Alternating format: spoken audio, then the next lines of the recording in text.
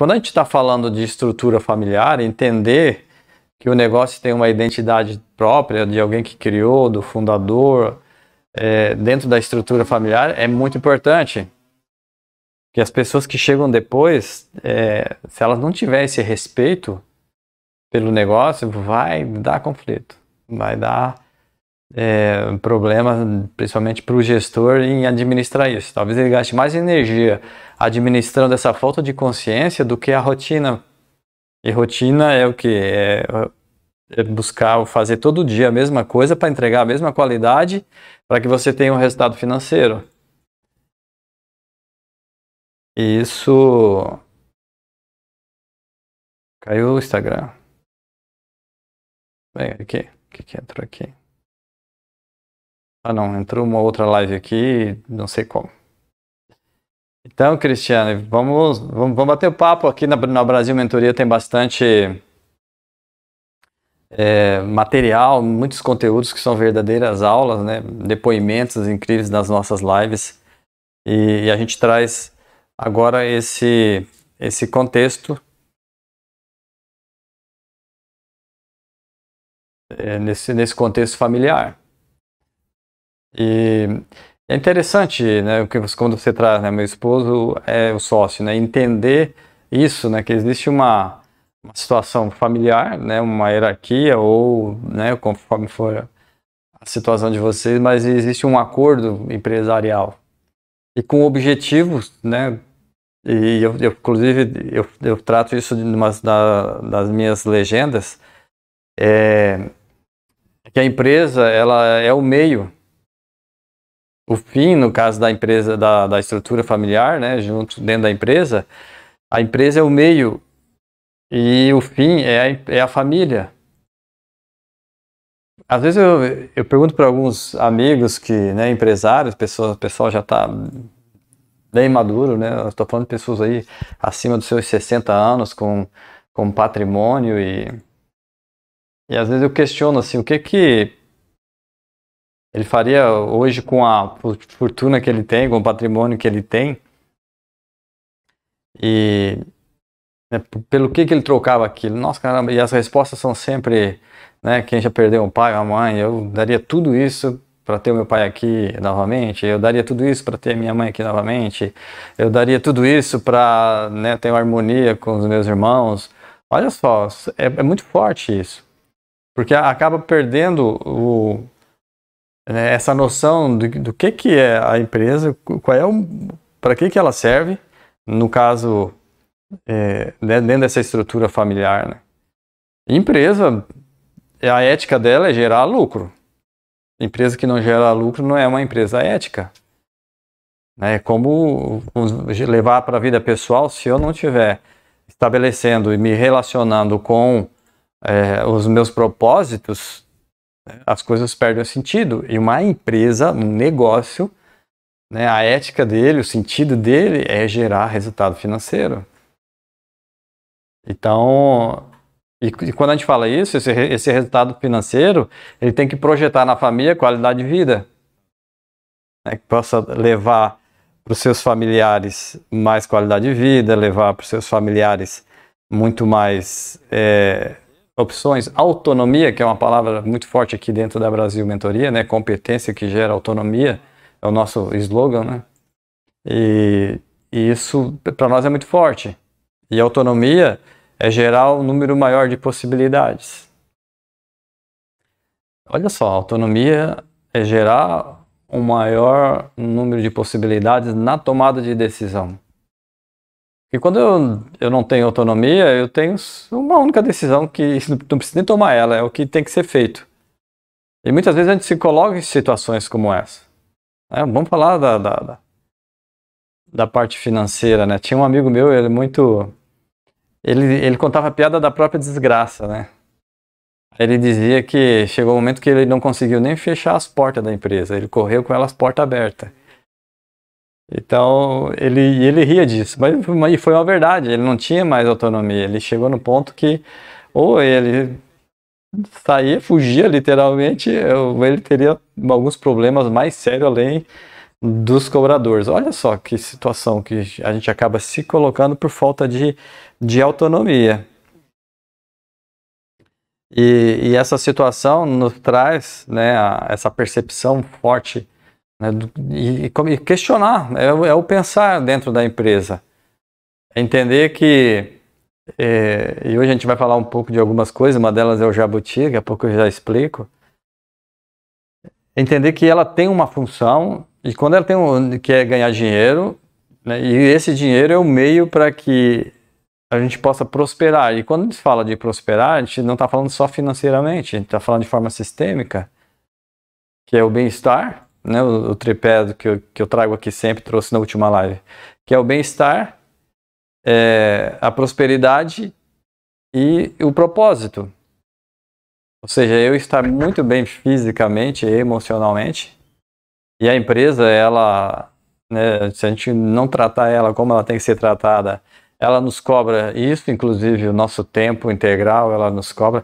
E eu não sei o tempo de vocês, né, mas principalmente na empresa que inicia, nos seus 3 anos a 5 anos, realmente a gente tem que colocar uma dedicação muito grande, né, trabalhando sábado, domingo, à noite. Eu fiz muito isso. Só que eu não estabeleci um tempo. Ou seja, não, agora nós estamos começando, né, no caso de vocês, eu não sei o tempo que vocês são sócios, mas não, a gente vai precisar dedicar um tempo extra, a gente vai precisar trabalhar sábado e domingo, a gente vai ter que fechar a nossa parte financeira fazendo algumas horas extras, porque durante o dia tem que fazer atendimento. Isso aí acontece, só que tem pessoas que acabam não entendendo, a empresa já está gerando resultado para contratar um funcionário para o financeiro, né, ou um auxiliar, e passam uma vida dessa forma. E eu vejo muito isso, principalmente no comércio. Então, né, daí as pessoas acabam tendo apego àquele trabalho, àquele sistema, e passam 5 anos, 10 anos, 20 anos e 30 anos, e daí ficam assim, lá no segundo momento, né, da vida, que eu falo depois dos 40, dos 50 anos, começa a entender, né, o que foi feito em termos de experiência na vida. Quais foram os ganhos com tudo aquilo que foi feito, com aquele patrimônio que foi gerado? O que é que se perdeu no meio do caminho? E principalmente essa vivência da experiência. Né? Ter viajado mais, ter namorado mais, ter convivido mais com pessoas que ama, né? Ter tirado mais tempo para filho, essas coisas que a gente escuta a todo momento, né? Que os consultórios de terapia estão cheios de pessoas acima de 40 anos que acabaram não estando tão satisfeitas com os seus resultados. Se tu quiser já mandar alguma pergunta, alguma área que te interesse, Cristiane, pode, porque a gente hoje a gente está concorrendo. A hora que eu fui abrir a live aqui da Brasil Mentoria, eu vi o número de lives que está tendo agora, inclusive esse horário é porque às 7 horas sempre tinha muita live, às 8 não tinha, então estrategicamente nós jogamos a nossa live para as 20 horas. E agora parece que está todo mundo também vindo para cá. O Derli está chegando aqui com a gente. Boa noite, Derli. Derli, a gente faz um trabalho muito interessante de mentoria. E esse papel, né, do gestor dentro e identificar quem é o gestor é importantíssimo dentro de uma sociedade familiar. Sabia que um avião ele nunca pode ser pilotado por 2 comandantes? Isso é norma. Sabe por quê? Porque se botar 2 comandantes, o risco de derrubar o avião é muito grande. Porque nós temos 2 pessoas com autoridade, inclusive um comandante dentro da aeronave, ninguém tem mais autoridade do que ele. Ele é um tomador de decisão. Se ele mandar prender, ele prende. Inclusive, quando as pessoas aí dão algum problema, ele já chama para a Polícia Federal, aciona. A hora que chega em solo, ele manda prender. Ele que manda dar a ordem de prisão. Se o presidente da República hoje entrar num avião convencional, ele não tem mais autoridade do que o comandante dentro do avião. Agora imagina colocar 2 pessoas com o mesmo poder de comando dentro dessa sistemática. Olha só que louco, derruba o avião. Por isso que não pode. Imagina um comandante que já está na cabeceira da pista praticamente, em aproximação, já está com todos os procedimentos que ele já resolveu, porque, vamos dizer, uma aeronave grande aí com mais de 200 passageiros, o comando dela é retardado, ou seja, você faz um comando e o avião começa a reagir, imagina, toneladas no ar, né? Não é uma coisa igual uma aeronave pequena, né? Eu piloto avião, é tudo muito diferente. Aí um cara do lado com a mesma autonomia, com o mesmo comando, diz assim, puxa mais, dá mais motor. E isso acaba causando uma confusão, certo? Nos reflexos, na tomada de decisão, principalmente nas tomadas de decisão que tem que ser tomadas de forma muito rápida, e pode derrubar o avião. O avião talvez não chegue na cabeceira da pista ou passe da pista. Eu tenho essa experiência com a aviação e é desse jeito, é muito rápido, né? Ele está chegando ali de 300 a 400 km por hora na cabeceira da pista. Ele está voando lá 800, 900 e ele está chegando na cabeceira da pista a 300 a 400 km por hora. Muita velocidade. E a empresa, muitas vezes, ela também está nesse ritmo de velocidade. Nesse ritmo de tomada de decisão. Tem coisas que acontecem que você não espera. Então, precisa ser definido quem é o líder, quem é o gestor dentro de uma estrutura de sociedade. Né? Eu já falei aqui, inclusive tem umas lives falando sobre a hierarquia, né? Que é essa relação de poder, de tomada de decisão, principalmente dentro Quando eu falo das decisões estratégicas, o pessoal, nós temos tempo, nós estamos definindo o futuro. Então faz reuniões, se constrói métodos, contrata-se empresas de consultoria para auxiliar e se constrói a estratégia. Mas no dia a dia, na rotina, né, eu estou lá dentro do escritório, quebrou uma máquina, é uma máquina que é um gargalo, né? O gargalo o quê? É uma máquina que se ela parar, ela para todas as outras máquinas. É que todos os outros processos passam por ela. Então, quebrou aquela máquina. Então, eu como gestor, eu tenho que tomar uma decisão. Cara, manda vir de avião, paga mais caro ou não paga mais caro? Tenho que pensar no tempo dessa máquina parada, mas o frete é muito caro. E se isso for discutir, imagina os dois pilotos, agora imagina eu como gestor tomando uma decisão com uma pessoa que pelo menos acha que tem o mesmo poder de tomada de decisão. Que tem decisões que a gente só vai avaliar o que fez depois, não tem que tomar a decisão. Não tomar a decisão vai ser o pior dos erros. Nesse caso que eu estou falando, isso aconteceu muito na minha vida, né, porque eu sou da indústria. Então, muitas vezes você paga caro porque dentro da sua decisão, porque o tempo que você vai ficar com aquele equipamento parado vai multiplicar algumas vezes o prejuízo. Você não tomar uma decisão rápida, ao invés de vir de caminhão, eu vou vir de avião a peça. Ao invés de eu mandar, né, uma cidade próxima, eu vou buscar isso, me dá aqui o carro. Eu fiz muito isso. E lá em Rondônia é muito diferente daqui. Você anda 100 km, você passa 10, 11 cidades. Lá uma cidade da outra dá essa distância. 50 km no mínimo. Então, a gente já fiz muito isso. Então, o gestor ele tem que entender esse papel e essa, vamos dizer assim, proatividade, que é uma característica do líder, a pessoa que tem que entregar o resultado. E quando nós estamos falando de gestor, nós estamos falando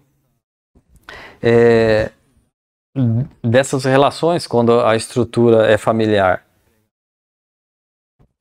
Porque os interesses, naturalmente, eles não vão ser compatíveis. Porque as pessoas têm desejos e sonhos diferentes. Mas o segredo é o propósito ser comum. Então, quando eu estou falando isso, né, e a gente leva isso para dentro da empresa, e eu vejo isso hoje com muita clareza. Né, muitas vezes eu, né, administrando conflitos de interesse, né, muito distantes do propósito da empresa. Olha só quanta energia. Você está aqui no campo do conflito de interesses da sociedade familiar, cada um dentro da sua individualidade. E por um outro lado, falta foco no propósito. Por maldade? Não. Por falta de consciência. Por falta de ter uma live dessa, né, e ter alguém que diga assim, caramba, o que é conflito de interesse dentro da sociedade e o que é, né, o conflito de propósito. E isso, muitas vezes, ele é inconsciente, ele acaba acontecendo de uma forma natural, se misturando. Aí é problema. E o gestor, ele tem esse papel de conhecer, de ter essas competências, de perceber isso dentro do seu contexto. Entender que existe o conflito de interesse. Pô, o que eu quero fazer no final do ano? Um quer reinvestir na empresa, né, com os dividendos. O outro quer né, que divida esse lucro porque ele quer fazer uma viagem. O outro quer porque ele quer comprar um carro. O outro quer que deixe uma parte na empresa e uma parte de... Olha só, nós estamos falando de conflito de interesses. Mas quando nós estamos falando de propósito, esse não pode ter, que é o propósito da empresa, esse não pode ter conflito. Ele tem que estar muito claro. Por isso que quando a gente define lá a missão da empresa, os valores que ela vai tomar, as suas decisões, e estrategicamente dali começa a caminhar todos os investimentos para chegar naquela missão, se vai investir, se não vai, tudo baseado nisso, nesse propósito, trazer todo mundo, né, convergendo, né, a convergência de toda essa energia dos sócios. Né, no caso, no meu exemplo, são 3 pessoas, né, o meu pai, a idade dele, a experiência dele, a história dele que eu tinha que respeitar, e ao mesmo tempo o meu arrojo, né, de jovem, que achando que tinha todas as soluções do mundo. E isso é características do jovem, né, por isso que eles fazem o que fazem e mudam o mundo. Por nunca ter levado susto, né? Eu já levei tanto susto que eu acho que eu estou precisando relaxar e arriscar um pouco mais, menos conservador. Então, esse propósito ele é fundamental estar tá alinhado. Então, né, a Cristiane estava falando aí sobre a franquia dela com o esposo. Então, vocês precisam sentar e dentro da empresa e definir qual é o propósito dela. Né? Qual é o fim? Não, o fim é a nossa relação, a nossa família. Se tem filhos, meus filhos são jovens, eles vão ter que estudar, nós vamos ter que construir esse lastro financeiro através da empresa e ao mesmo tempo nos aperfeiçoarmos profissionalmente. Vocês são empresários, vocês saíram do CPF e foram para o CNPJ, vocês se declaravam e davam satisfação para a Receita Federal. Hoje vocês devem satisfação para o INSS, para o ICMS, o Estado, pelos tributos federais. Hoje você deve satisfação para a vigilância sanitária, se for o caso. Você deve para o órgão estadual de meio ambiente, para o IBAMA, e assim vai indo. Então, o CNPJ é muito diferente de um CPF. Então, todo esse esforço e essas obrigações, né, muita gente abre um negócio querendo tendo a liberdade de ser dono do negócio, né, de poder chegar a hora que quer e sair a hora que quer. Aí depois descobre que ele vai trabalhar mais do que todo mundo, vai dormir menos do que todo mundo e vai ter menos saúde que todo mundo, né, principalmente no início do negócio, para que ele realmente aconteça, né, e ele funcione. E por falta desse conhecimento, dessa profissionalização que é uma característica da empresa familiar. Ela nasce muitas vezes para dar essa qualidade para a família. E acabam construindo, né, grandes impérios, como foi aqui no Brasil, muitos impérios que foram construídos e ao mesmo tempo foram desmoronados, né, quando começaram a chegar os herdeiros. Hoje a gente fala, né, inclusive estudando muito mais sobre isso, a gente vê empresas, né, franquias inclusive um depoimento do dono de uma franquia que ela supera, que é uma franquia muito interessante. Ele está com 58, 59 anos e ele já está há 5 anos fazendo o projeto de sucessão para dar continuidade à empresa. Olha só que interessante o que ele está trazendo aí para para a gente de exemplo. Então, há um novo momento, uma nova situação. Antônio Hermínio de Moraes fez isso com maestria. Ele ficou no conselho acompanhando seus filhos, e que viraram gestores, e ele ficou sempre acompanhando, orientando como um mentor, né, dele. Aí já um mentor, com a experiência dele, trazendo. E isso acabou nos dando essa possibilidade de ver a Votorantim, uma empresa nacional, com o tamanho que é e oferecendo os produtos que oferece, né, para o nosso consumo. Então, é muito interessante entender isso, conflito de interesse, o que é que cada um quer com a empresa, dentro da sociedade, e depois o que nós queremos em termos de propósito da empresa. Esse não pode ter conflito. Ok? Aí nós vamos falar sobre o jabuti, né, que é o título da nossa live aqui, né?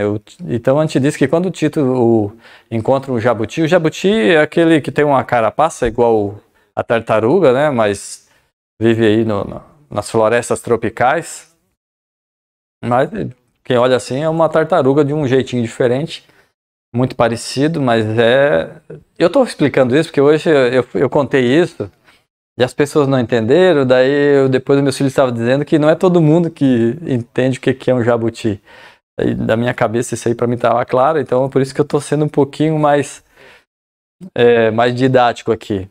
Então diz que quando o jabuti está trepado numa árvore, né, ou foi uma enchente ou foi mão de gente que colocou ele ali.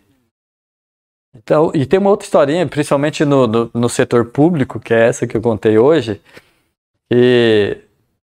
que são os jabutis do setor público, né? Então a história é mais assim, o cara é um náufrago, né? Afundou o barco lá dele e tal, ficou muitos dias em alto mar até que ele encontra uma pequena ilha. E ele, chegando lá, foi a salvação dele, foi explorar ela para ver se tinha alguém. E ele andou ali por horas, dias e nunca encontrou ninguém. Sobrevivendo com água de coco, algum peixe que ele pescava. E um dia ele, dentro da ilha, olhou uma árvore, um jabuti trepado na árvore. Ué, o jabuti trepado numa árvore? Ele foi lá, pegou o jabuti e colocou no chão. E morreu com uma flechada nas costas. Ou seja, o jabuti não tinha competência para estar em cima da árvore. O jabuti não sabe, né, subir em árvore. Alguém colocou ele lá. E se você tirar ele, você morre. E no setor público é assim. Muitas vezes eu trabalhei no setor público como secretário de planejamento e tinha muitos jabuti. De vez em quando aparecia uma estagiária, aparecia um diretor.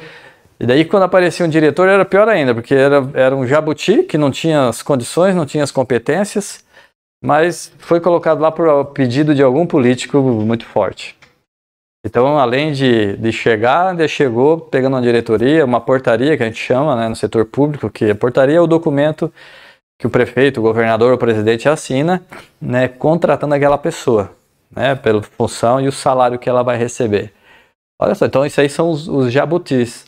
E dentro da estrutura familiar, existem algumas características muito parecidas, né, que a gente fala que são os jabutis dentro da empresa. São as pessoas que foram colocadas lá e que se a gente mexer, a gente vai ter problema. E dentro dessa principalmente sociedade não familiar, né, a gente encontra muito isso. Às vezes um sócio pede ajuda para que contrate um membro da família dele que está desempregado.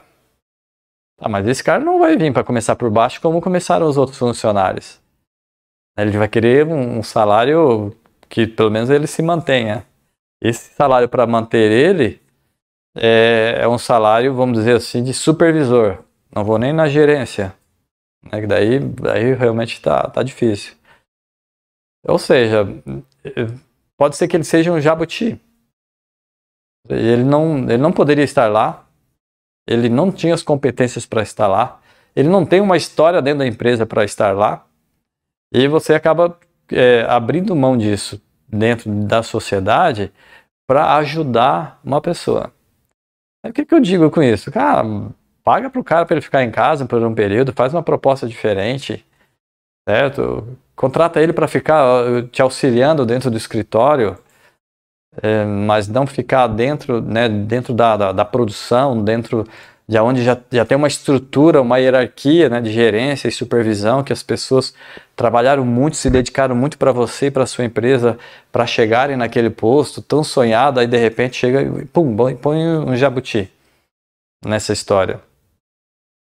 Né? Ou chega, né, às vezes contrata de fora alguém, mas quando esse alguém chega, ele vai ter problema, sim, mas ele não é um jabuti, porque se ele foi contratado, ele tinha as competências, ele sabia, né, subir em árvore. Então, são coisas diferentes. O que eu estou falando aqui, quando eu falo dessa historinha né, da brincadeira e da metáfora do jabuti, é que isso é muito delicado e traz muito problema para dentro das empresas, principalmente quando é essa estrutura familiar.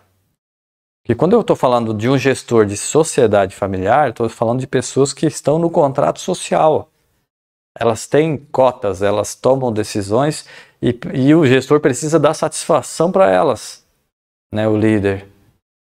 E o papel dele é gerar resultado dentro do contexto que ele está assumindo como gerente, né, dentro da sociedade. É o sócio gerente, é o sócio que vai responder com o seu CPF, que vai assinar, que vai tomar as decisões de rotina da empresa. E tem um papel fundamental de trazer os resultados. Então ele não vai ser aplaudido quando der o resultado, porque é a obrigação dele. E quando não der resultado, ele vai ser criticado duramente. Então esse contexto, né, do jabuti, que eu quero trazer aqui para vocês, dentro da minha experiência, é ter muito cuidado com isso. Ah, tá, Edmilson, mas eu tenho uma situação que o cara tem todas as competências. Pô, aí nós estamos começando a falar diferente, porque é um jabuti que sabe subir em árvore. Então, se ele realmente tiver umas competências, e essas competências são muito importantes, e ele é muito bom, você vai conseguir moralmente justificar isso dentro do seu grupo. Por que que ele está entrando?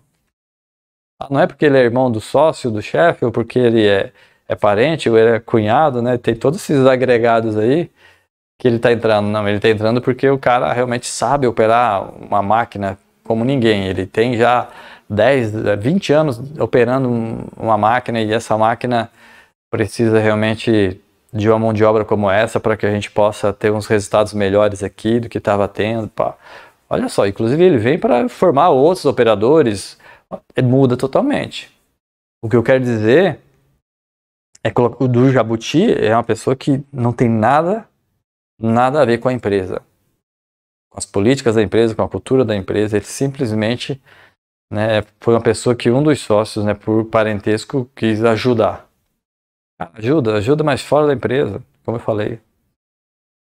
E a primeira dica é essa. Não, quer trazer, tá, mas o que eu preciso dentro né, dessa função né, para você não se indispor com o sócio, mas também dentro da política da empresa, trazendo para a política da empresa e o propósito da empresa.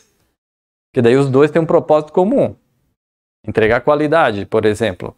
É intrínseco, mas vamos trazer esse modelo aqui. Então, se nós estamos alinhados no propósito e essa pessoa está desalinhada na contratação dela desse propósito, eu começo a ter uma linguagem, uma comunicação muito mais afinada para dizer um não. E olha só o que eu estou falando aqui. Eu estou alinhado dentro do propósito, embora os interesses são diferentes. Eu não quero contratar e outro sócio quer contratar. São interesses diferentes, mas eu tenho um propósito que é comum. Quais serão os resultados daquele setor? Ele vai conseguir dar o ritmo de trabalho que nós precisamos? Ele vai ter as competências? A gente pode treinar. Quanto tempo vai levar para treinar? Então, a primeira dica é pegar as competências e os comportamentos que precisa ter dentro daquela função, daquele setor, e depois pega a ficha, né, da pessoa que sendo, né, que o outro sócio está trazendo, e faz um espelho. Cara, não tem jeito, é um jabuti. Se nós colocarmos lá, nós vamos ter problema. Vamos ver uma outra forma de ajudar ele, vamos dar né, vamos tirar um valor do bolso aqui por mês até que ele ache alguma coisa. O que que ele sabe fazer? Não, ele sabe fazer essa outra situação. Nós trabalhamos com madeira e ele sempre trabalhou com plástico. Então, não, então vamos ver as outras empresas que trabalham com plástico. Que a forma, o jeito de fazer as coisas é tudo diferente do nosso e vamos achar outra oportunidade. Enquanto isso, a gente aguenta ele, não é um problema para nós, não vai ser um problema final. Olha só, está buscando possibilidades e alternativas dentro desse contexto. Porque a segunda dica é nunca contrate alguém que você não possa demitir.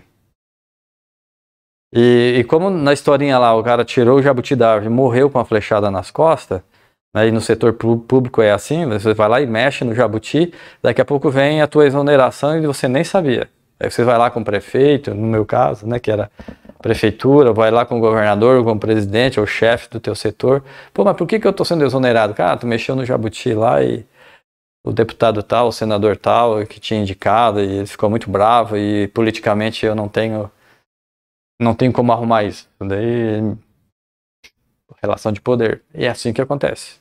É a flechada. Você nem sabe de onde é que vem. E dentro da empresa, dentro do contexto familiar, isso pode acontecer também e você vai entender que vai perder muitos pontos dentro da relação na sociedade devido a essa situação. Então, se eu não posso demitir, eu não contrato.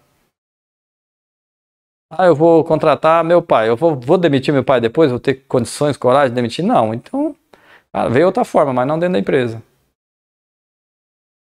Então, não contrate quem você não possa demitir. Uma pessoa de muito poder pede um favor para você contratar alguém.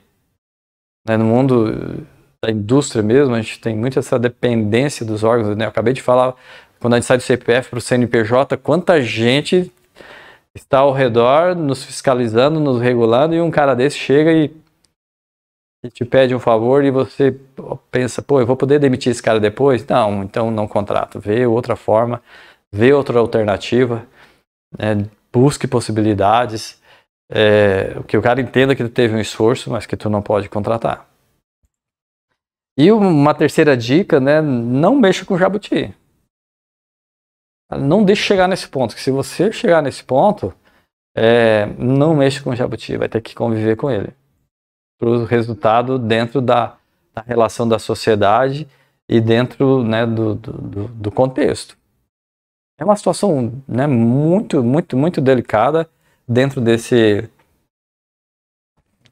contexto que eu estou trazendo aqui para vocês hoje.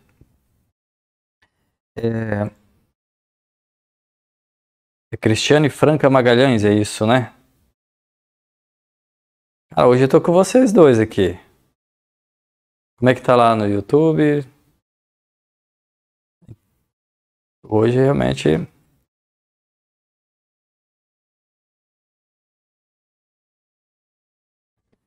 Então, a nossa... Dentro do meu...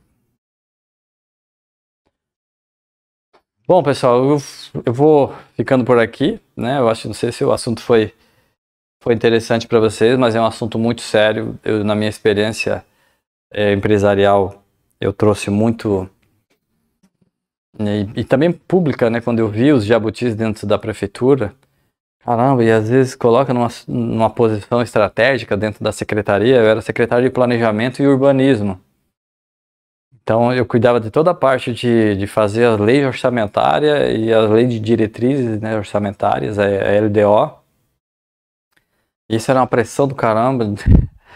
E a parte urbana do município. Então toda aquela parte de cadastro dos municípios, conflitos, documentos, contratos, né, pessoas que chegavam com 2, 3 contratos de venda de um mesmo terreno. Então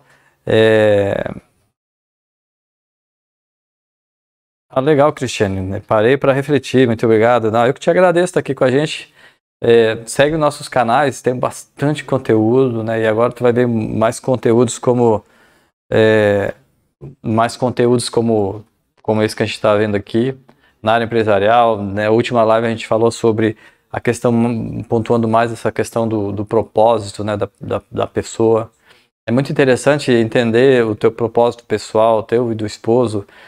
Nós temos aqui uma ferramenta que a gente chama de, né, um assessment. O Derli não gosta que chama de ferramenta, que é o HBDI, que estuda a estrutura de pensamento, né, a arquitetura, como que você construiu e como que a sua forma de pensar e as suas decisões dentro disso, seu vocabulário.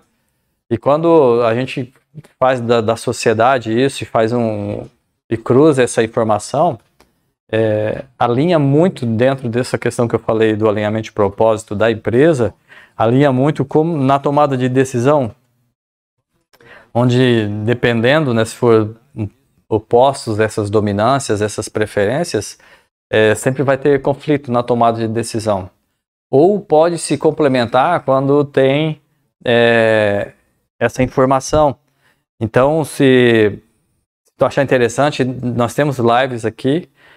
Nós temos 2 aulas gratuitas dentro de um produto que nós temos no Hotmart sobre comunicação, e a primeira aula é sobre esse tema da estrutura da dominância cerebral. Você pode buscar essa informação lá e chama a gente aí dentro dos nossos, né, dos nossos canais. Chama aí, a gente combina, a gente faz uma conferência aí tranquilamente. Tá ok? Derli, obrigado por estar aí com a gente. Vilaim está chegando agora. A gente está saindo aí, Vilaim. Vilaim está sempre aí com a gente. E a gente está, então, parando por aqui. Toda quinta-feira nós estamos aqui às 20 horas. Estamos aí com o projeto de intensificar todas as nossas lives, as nossas postagens, agora definindo um pouco mais que a gente fala de avatar, né? A Andressa chegando aqui com a gente. Tá certo, pessoal? Então até quinta-feira, 20 horas, nós estaremos aqui novamente. Um grande abraço, obrigado pela presença de cada um aqui.